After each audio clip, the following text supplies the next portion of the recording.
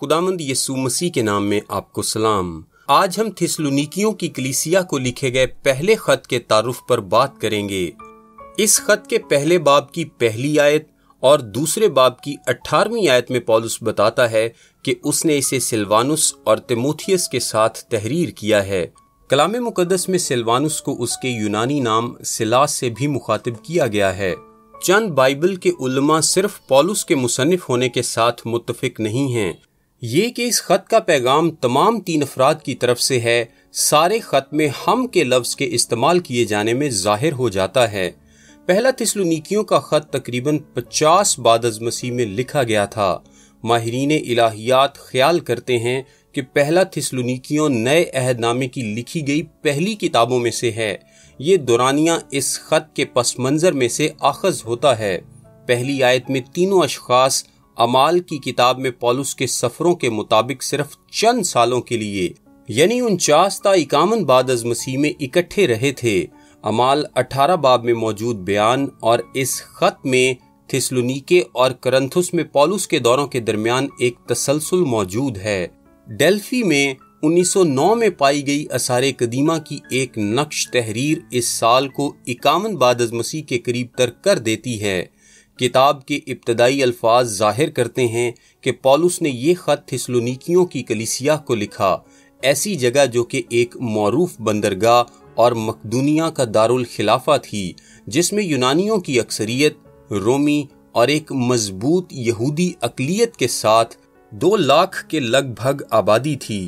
इग्नेशियन वे पर इसका मकाम और एजियन सी पर महफूज साहिल ने इसे एक अहम और दौलतमंद शहर बना दिया था, जिसने रोमा को मशरिक के साथ जोड़ दिया था। रोम ने वहां पर एक बहरी मकाम कायम कर दिया था। पौलुस ने अपने दूसरे मिशनरी सफर में, जिसका जिक्र अमाल 17 बाब उसकी 10वीं आयत में है, वहां पर खिदमत की, लेकिन यहूदियों की मुखालिफत ने पौलुस को बाहर निकाल दिया। चूंकि अमाल 18 बाब उसकी 5वीं आयत के मुताबिक सिलास और तीमुथियुस करंथुस में पौलुस के साथ शामिल हुए थे, तो ये ख्याल किया जाता है कि यहीं उन्होंने ये खत तहरीर किया था। इस खत के वसीले से पौलुस उन लोगों की खिदमत करने की अपनी मुसलसल फिक्र को जाहिर करता है जिन्हें उसने तब्दील किया था। वो उनकी रूहानी हालत के बारे में फिक्रमंद है, क्योंकि वो जानता है कि वो एक बेदीन खित्ते में रहते हैं जहां बाज लोग मसीह के पैरोकारों को ईजा पहुंचाते हैं।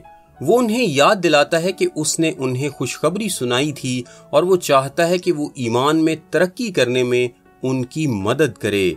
पहले बाब में पौलुस शादमानी का इजहार करता है कि उसे उनकी मसीही मोहब्बत की खबरें मिली थीं।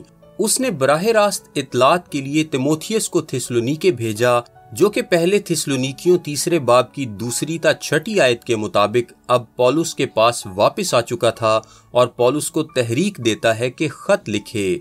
पौलुस ने थिस्सलुनीके में मौजूद ईमानदारों की गहरी मोहब्बत और फिक्र और उन्हें शागिर्दियत देते रहने की अपनी ख्वाहिश के बायस खत लिखा। उसने उन्हें हौसला दिया कि ईमान में मजबूत हों, पाकीज़गी और रास्तबाजी के तालिब हों और इज़ा रसानी में साबित कदम रहें।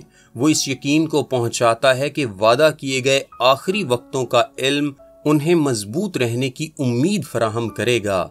ये मकसद 3 बाब की 12वीं से 13वीं आयत में पौलुस की हौसला अफजा बातों में बेहतरीन तौर पर खुलासा किया गया है। ये बातें आने वाली बादशाही की उम्मीद के साथ भी रब्त पैदा करती हैं जब मसीह वापस आएगा। पौलुस, जो कि थिस्सलुनीकियों के पास वापस जाने की एक बड़ी आरजू रखता है, जमीन पर अपने लोगों की तरफ वापस आने के लिए यीशु की ख्वाहिश और वादे के बारे में लिखता है। वो यीशु को उस आने वाले के तौर पर पेश करता है जो अपने वादों की तकमील को जारी रखेगा। पौलुस एक कायम रहने वाली उम्मीद के पैगाम के तौर पर मुस्तकबिल के बारे में लिखता है और लोगों को यकीन दिलाने के लिए कि जो मर गए हैं वो उनके साथ मुस्तकबिल में दोबारा मिल जाएंगे। पौलुस थिस्सलुनीकियों को याद कराता है कि वो इज़ा रसानी, जो कि वो लोग अपनी कौम वालों से, यानी वो यहूदी जिन्होंने अपने मसीह को रद्द कर दिया था, वसूल कर रहे थे, वही है जो कि पुराने अहदनामे के नबियों ने बर्दाश्त की। यीशु ने खबरदार कर दिया था कि सच्चे नबी हमेशा नारास्तों की मुखालिफत सहेंगे।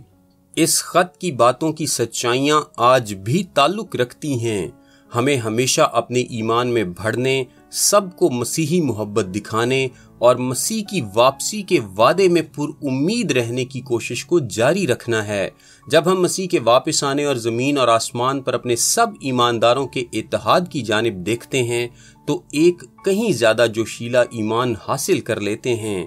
پاکیزگی اور راستے کی زندگیاں گزارنے اور ساتھ ساتھ ہر بات پر غور کرنے کے لیے حوصلہ افزائی مسیحیوں کے لیے ایک ایسی جدید دنیا میں دانشمندانہ فیصلے کرنے کے بلاوے ہیں جہاں بہت سے لوگ جنسی آزادی کی ترغیب دیتے ہیں اور بہت سے مصنفین کتاب مقدس کے حقیقی معنوں کو بدل دیتے ہیں۔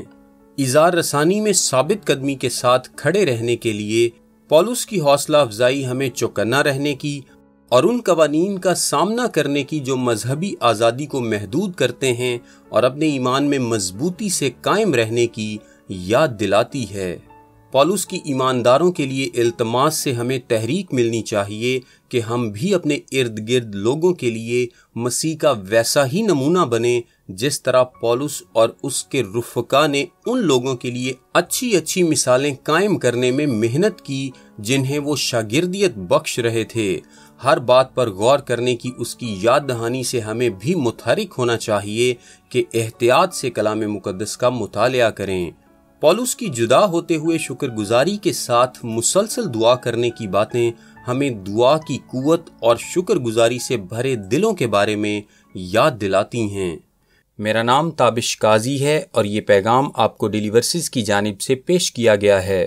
ہم سوموار سے جمعہ یعنی ہفتے میں 5 دن انگلش، اردو اور آڈیو میں ایسے پیغامات واٹس ایپ سروس کے ذریعے بھیجتے ہیں۔ اگر آپ اپنے نمبر پر یہ سروس حاصل کرنا چاہتے ہیں تو ابھی اپنا نام اور شہر کا نام لکھ کر 0333 80 20 972 973 یا پھر 974 پر واٹس ایپ میسج کریں۔ خدا آپ کو برکت دے، آمین۔